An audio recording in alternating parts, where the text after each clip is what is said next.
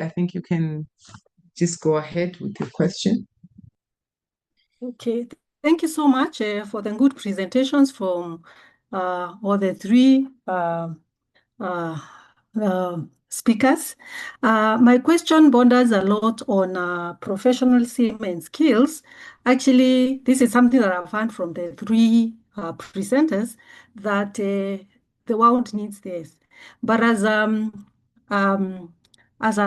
scholar, as a whatever, I teach, I research, and have vast experience in both public and private organizations, I still realize that this area of professionalism and allowing people to get skills is becoming a great challenge, because the universities, you realize that the numbers of students being interested in this area of the entire purchasing and supply, the number is going down, day by day. And then again, the output of the, those that we leave, the universities and what have you, they are also not, I wouldn't say a good number is not very, very competent, because some just study to pass exams and they use even the AI to just give you right answers, but they don't have the knowledge. At the universities, we also don't have very many, qualified or people who are passionate about supply chain at those centers. When you come to researchers, there are very, very few. There aren't even many people to really take advantage of the researches that have been done in this area. So my big question is, what is it? I know this institution is trying to see the best it can to fill in that gap, but what more can be done? Because I feel there is still a major problem in building capacity in these experts, so that this can be translated to effective, to fill in that gap of skills in institutions. So what can be done differently in this 2026 year? Thank you. Thank you, Purity. Can I start? Yes, you can go ahead, Prof. Thank you so much, Purity. In fact, you touched the heart for the reason for the establishment of ISCA. At the time when we conceptualized ISCA, we've done a lot of work at the University of South Africa.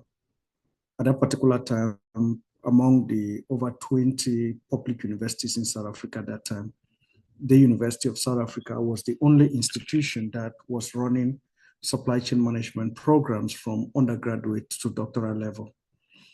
I know right now with COVID-19, a lot of institutions have been able to develop programs. So at that time, we knew that, there were professional organizations that are running for practice, but from a research side, they were very, very limited. We also understood that we also had limited capacity in various universities to be able to develop programs. So we thought that we could be able to address that particular gap, which is not only for South Africa, but for a Pan-African perspective. You have rightly articulated in terms of the interest in getting into this space. You have also indicated the students that are going out and the interest and research that have been done, and probably lack of capacity in many institutions. You would probably look at, in terms of development of supply chain activities in the continent, that that has been evolving. Once the procurement or supply chain with SIP started in South Africa was one of the major countries that was running a lot of activities in terms of supply chain management. But you see over time, capacity we've been building over time, where in many countries, for example, in Kenya, with the work that has been done by KISIM in creating awareness, trying to drive professionalization, the work that has been done probably in Nigeria, the work right now probably in Zambia.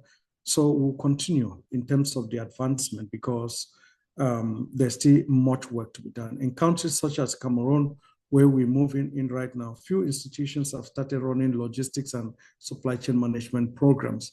So it is an intentional process that we must work on to be able to build capacity. What we're trying to do from an ISCA perspective right now is the fact that we want to be able to support, our students. We want to be able to support practitioners. We want to be able to support, institutions to be able to build institutional capacity. We want to make sure that we serve as a repository for knowledge. Unless all of these things are being done intentionally, it becomes very, very difficult. We're trying right now to develop a flagship programs where we call for supporting of our researchers. And I'm glad that one of our esteemed professors, Dr. Vosfred is here. You find also that from the top space in terms of supply chain management globally, they've always been that perspective that we do not have world-class supply chain professionals in Africa. I'm glad that he's put the video on. He's part of the team in trying to drive ISCA supply chain research, which we want to be able to work to develop capable and competent supply chain researchers so that we can be able to ensure that we make, and develop the ISCA to be that hub for research and top class hub for research and build researchers where we will not be able to engage in Mickey Mouse kind of research, but we want to be able to compete at a top class level. And it is an intentional process. We'll be working and helping institutions to be able to engage in train the trainers. Let me tell you that it is very important. Even people come in, they develop supply chain. We need to engage in train the trainers, those who are engaging in supply chain.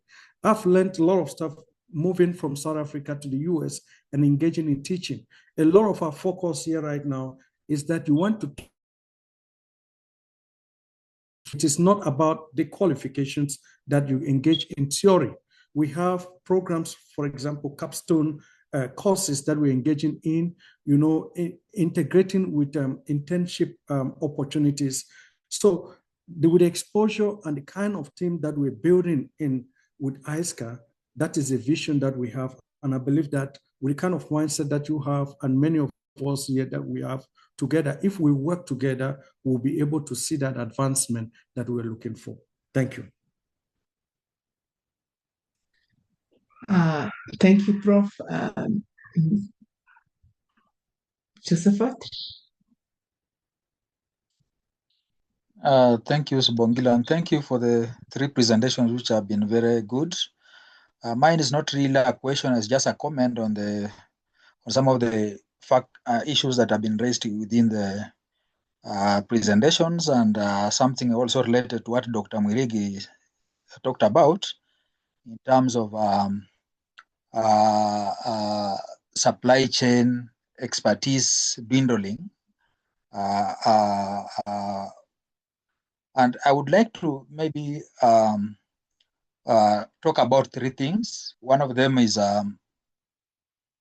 us being able to, as a continent, starting from the basics. When we talk about issues to do with implementation of AI in supply chain management, and yet we know that our digital literacy levels as a continent are still very low.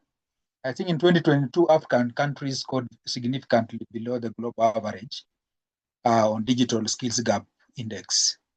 And therefore, perhaps we need to start by setting up systems, training systems. I know in Kenya, like in the public sector, the Kenya School of Government has programs on training government officials. The application of AI skills, but of course it's a drop in the ocean, just a small section of the public sector. So when we talk about how AI should be used to transform supply chain in most of our sectors in our continent, we still have a long way to go, but there's hope. Number 2 is something related to what Evelyn presented on tires. And I would mention supply chain mapping as a very important concept in terms of identifying risks within the supply chain, because as we've seen within the presentations, most companies and organizations are now looking at, executives are now looking at resilience and business continuity. And therefore, the only way we can know risks or identify risks is when we do supply chain mapping, knowing what happens at tier one, our suppliers of our suppliers, so that we identify. And in this era of cybersecurity issues in supply chain, that will definitely affect what she referred to as the enterprise risk profile. Third is maybe the Prof, more research needs to happen around the area of governance, because governance is a big issue globally. But I know in Africa, we are still having a lot of problems. I think when you look at the Transparency International Corruption Perception Index, you'll find that only 33, most countries in Africa are scoring 33 out of 100.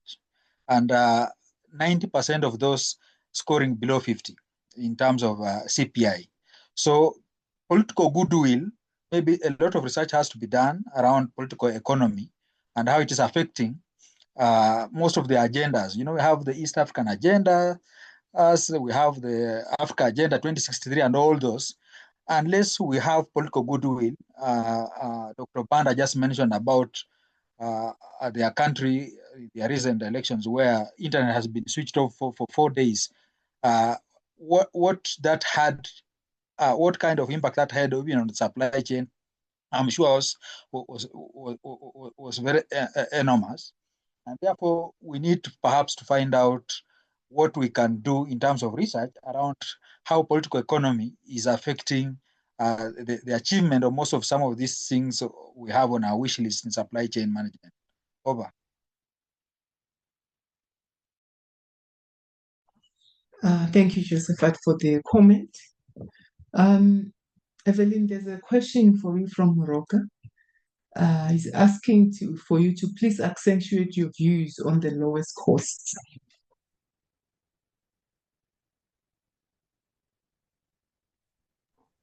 Okay, thanks for the question. I was speaking regarding comparing, or the comparison that is done before a vendor is selected. And sometimes people tend to focus on the cost alone. So let me give an example. We are buying a laptop, and the vendor that will deliver in 2 weeks is giving you a lower cost. The vendor that will deliver in 4 weeks is giving you a higher cost. And sometimes we haven't gone through the details because we need to look at the specification first. Are they meeting the specification? That's the first one. Are they already on your supplier list as an approved vendor? 2. 3, do they have the financial capability to wait for delivery and get paid maybe 30 days later as per the company's process? But sometimes what I found out in some companies is that they just look at the lowest cost first, and then they want to go for the lowest cost alone. But there are different parameters that you need to compare before you select one, including after-sales service, because you have to ensure that if the device is delivered and there are issues with it, you should be able to have someone from the company come to sort it out. So it's not just about the lowest cost alone. You're looking at the total cost of ownership from when it gets delivered and after-sales service, all that is included. So the cost may appear higher, but it will serve you better in the long run. I hope that's clear.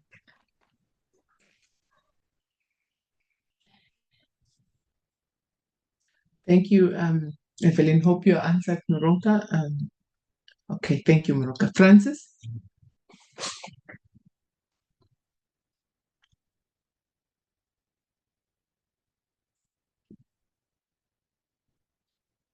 Okay, while Francis is sorting himself, Prof, this one is for you. It's from Petwa. Kindly comment on development aid supply chains, on development aid that supply chain that exists before because of aid, which could further entrench dependence rather than reduce it. Yet the objective is to build economic self-sufficiency, especially in Africa.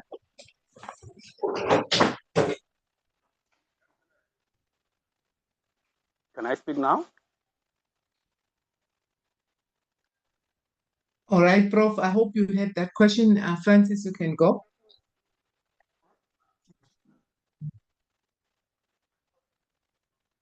Francis, you can speak. Yeah, Francis again from Liberia. Mine is really not a question. It's just like a concern. I read procurement and supply chain management at African Methodist Episcopal University.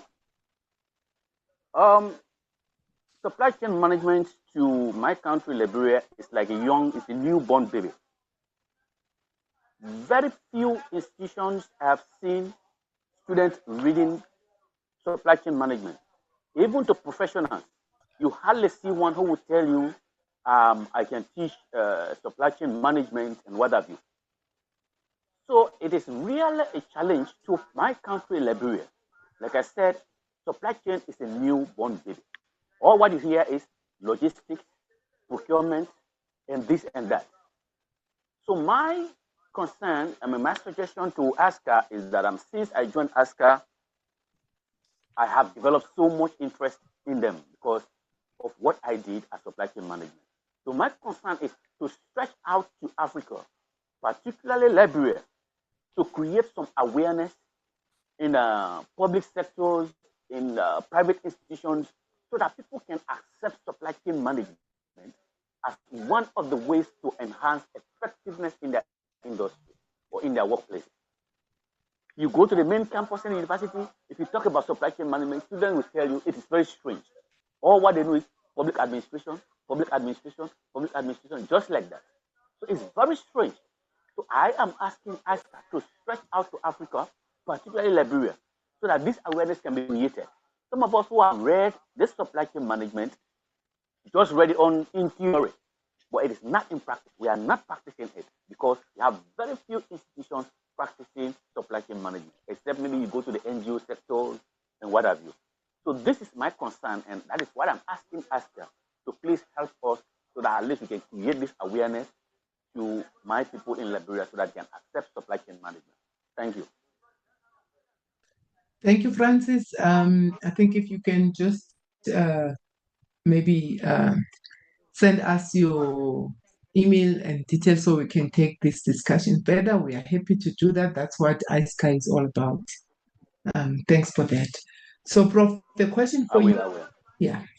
So, Prof, that question I'll repeat. Kindly comment on development aid. So, supply chains that exist because of aid, which could further entrench dependence rather than reduce it.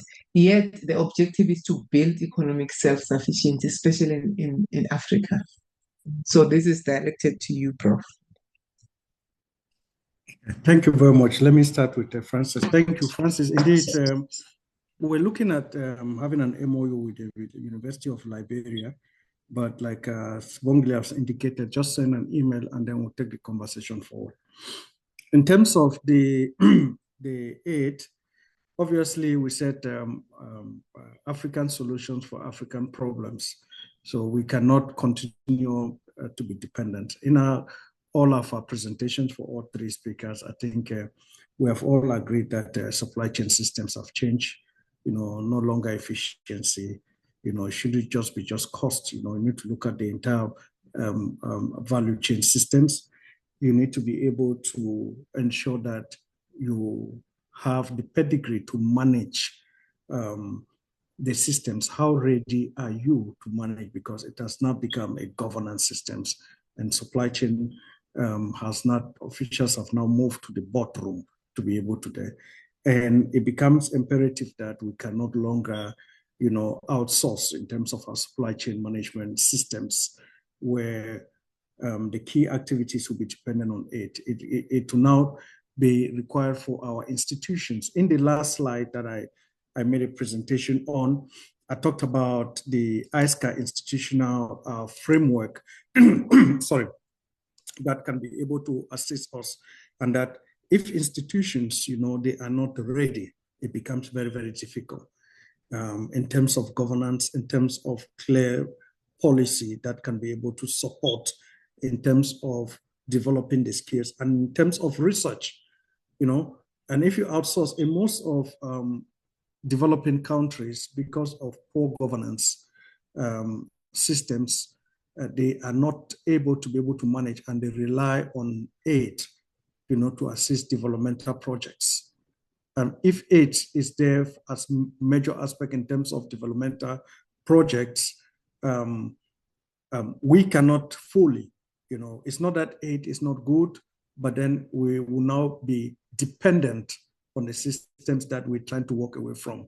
Dependent in terms of the natural resources in the continent that have been exported and are not being processed locally for finished good to be able to create opportunities. And so therefore, my comment in terms of that is that we should not rely to work on aid.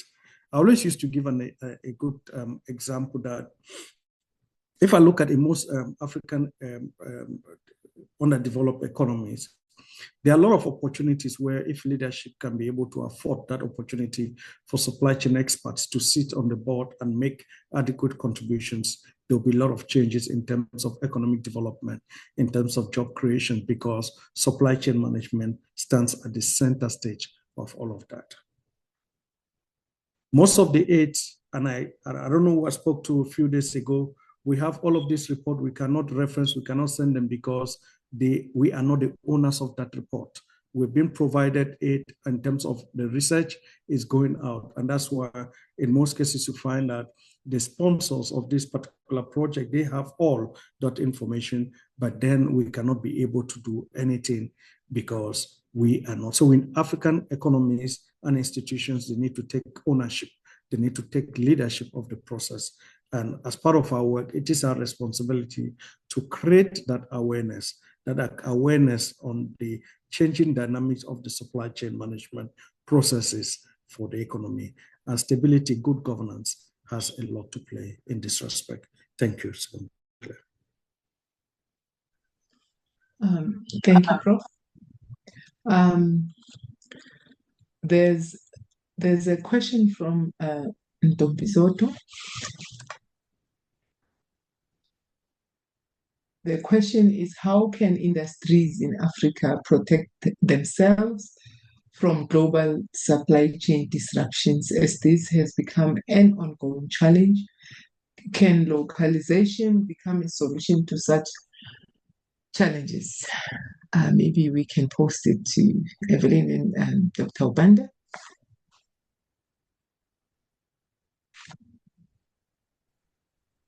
Thank you for the question once again. I believe you are asking if we can source for things locally instead of globally because of the challenges that could exist.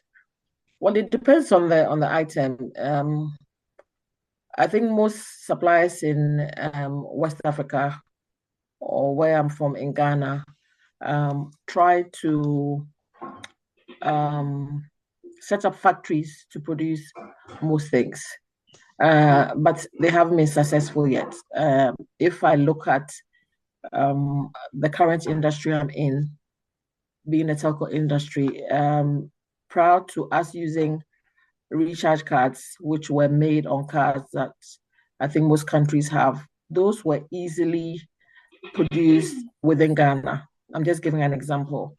However, with the SIM cards, we haven't been able to get anyone to produce in Ghana. So we've always had to import from outside. In my presentation, I mentioned that when you do have a product you need to purchase continuously, and you are not able to, or rather you want to ensure that you don't have gaps in supply, you would have to have buffer stocks or probably purchase from different countries. So for example, if you are purchasing, you may want to purchase some from India and some from China until locally your country, your systems are able to manufacture and produce within the actual country. And this is a problem that I believe most countries face, or most companies face, because they'll have to import most things, and it will be simpler, especially during the the period we had in COVID, where shipping costs were extremely high, and we would have to import and get in, and freight was ridiculous. Had it been a case where people had developed these products within the same country, it would have been simpler. So yes, there is a gap there, and I believe there's more room for improvement. And sometimes when you have vendors coming over, they ask that, what can we supply? What can we do within our country? And it's a place of opportunity. And I think it's something we can look at. Thank you. So maybe just to add,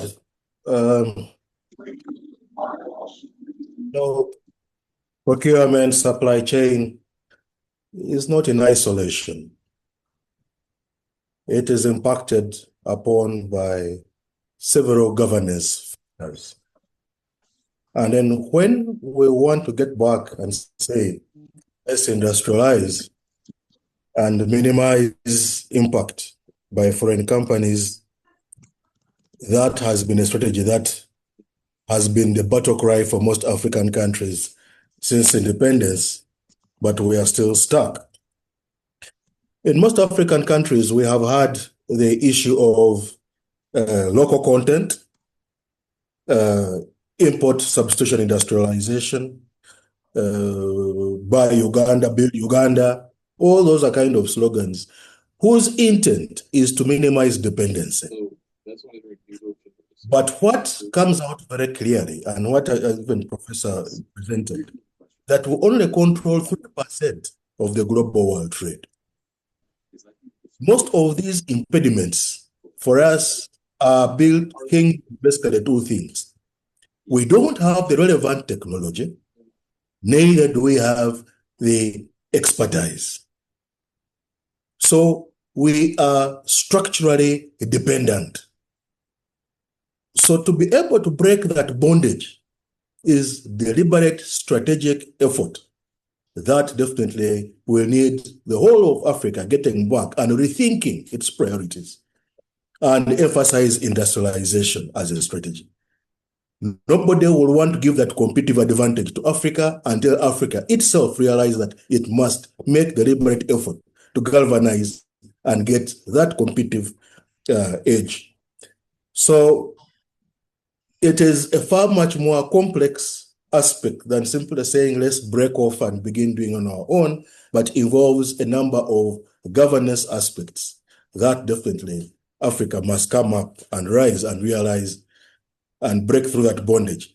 I can see most of us get right from Ghana. We produce the cocoa, we are producing the coffee, we don't do the chocolate, we don't do the instant caffeine, we don't, and we are stuck. And that is the unfortunate thing. So when we talk about the supply chain perspective, we should also now get back and say, how do we close on the manufacturing gap? And I think, whereas that question is important, we need to know the gravity of what it takes to overcome it. That's what I can be able to say on that aspect. Thank you, Dr. Obanda. Much appreciated. Mike says, thanks to all the presenters for engaging us with a vital topic. The insights shared are profoundly relevant, assisting both supply chain professionals and organizations in building durable competitive advantages. So I just want to see if there's one last so we can wrap up.